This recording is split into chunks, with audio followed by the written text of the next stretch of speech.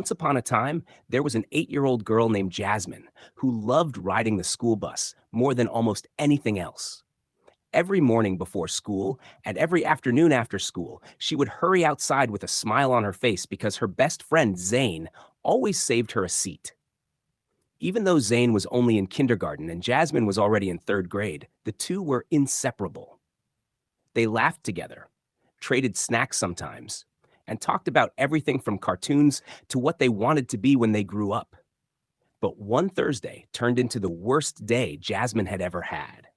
At school that morning, Jasmine accidentally bumped into another girl during recess, causing the girl's jump rope to fall into a muddy puddle. Even though it was clearly an accident, the recess teacher got frustrated and made Jasmine stand silently against the brick wall for the rest of recess while the other kids played. Jasmine tried not to cry, but standing there alone while everyone else laughed and ran around made her feel embarrassed and angry.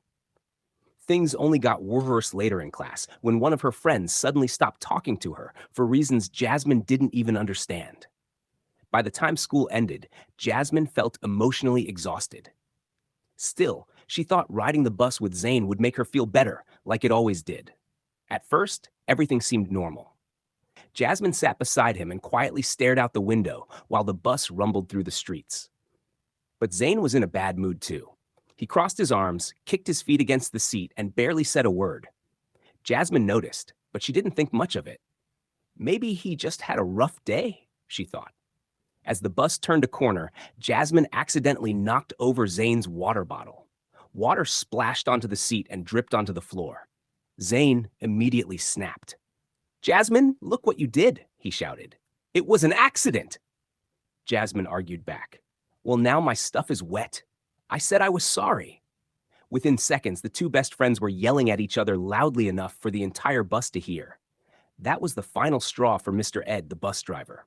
He slammed the brakes at a stop sign and shouted from the front of the bus, "That is enough. I am sick and tired of you two arguing all the time. You are never sitting together again." The entire bus went silent. Zane's face turned red with anger and embarrassment. "Fine," he yelled. "I don't want to sit with you anymore." Jasmine felt her chest tighten. "Good. I don't want to sit with you either."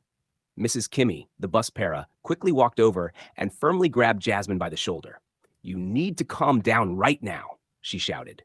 That was the moment Jasmine broke inside. Everything from the entire day hit her all at once. The punishment at recess, her friend ignoring her, the yelling, the embarrassment, the arguing, the feeling that everybody was mad at her. Jasmine stared down at the floor while tears filled her eyes. The rest of the bus ride felt painfully quiet. When the bus finally arrived at Jasmine and Zane's apartment complex, Jasmine grabbed her backpack and rushed off the bus, crying so hard she could barely see where she was going. The second she got inside her apartment, she threw herself onto her bed, wrapped her arms around her old baby blanket, and sobbed into her pillow. "I don't want to go to school anymore," she cried. "Everyone is so mean to me." Her mom sat beside her and gently rubbed her back while trying to calm her down. A little while later, Jasmine's ABA therapist, Mrs. Karen, arrived for their afternoon session. The moment she walked inside, she immediately noticed Jasmine curled up on her bed with red, watery eyes. After Jasmine's mom quietly stepped out of the room, Mrs. Karen sat beside Jasmine and softly asked, "Do you want to tell me what happened today?" At first, Jasmine just sniffled and looked at the floor. But eventually, all the words came pouring out. She explained the recess punishment, her friend turning against her, the fight with Zane, the bus driver yelling, Mrs. Kimmy grabbing her shoulder, and how badly she wanted to stop going to school forever. Mrs. Karen listened carefully to every word without interrupting. When Jasmine finally finished talking, Mrs. Karen gave her a gentle smile.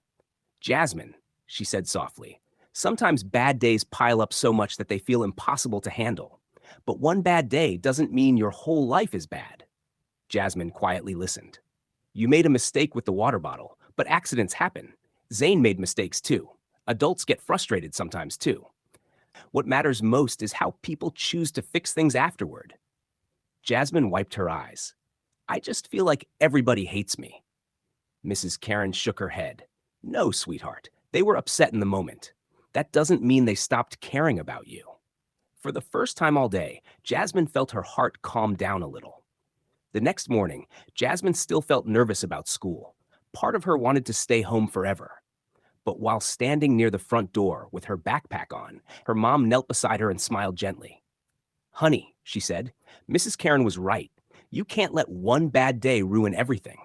Jasmine stood quietly for a moment before finally nodding. "You know what?" she said. "You're right."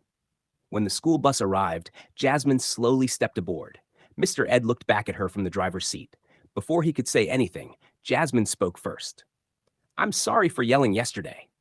Mr. Ed's expression softened. "I'm sorry for yelling too," he admitted. Mrs. Kimmy apologized for grabbing Jasmine so roughly, and then Jasmine looked over at Zane. For a second, neither of them said anything. Then Zane quietly mumbled, "I'm sorry about the water bottle thing." Jasmine smiled a little. "I'm sorry too."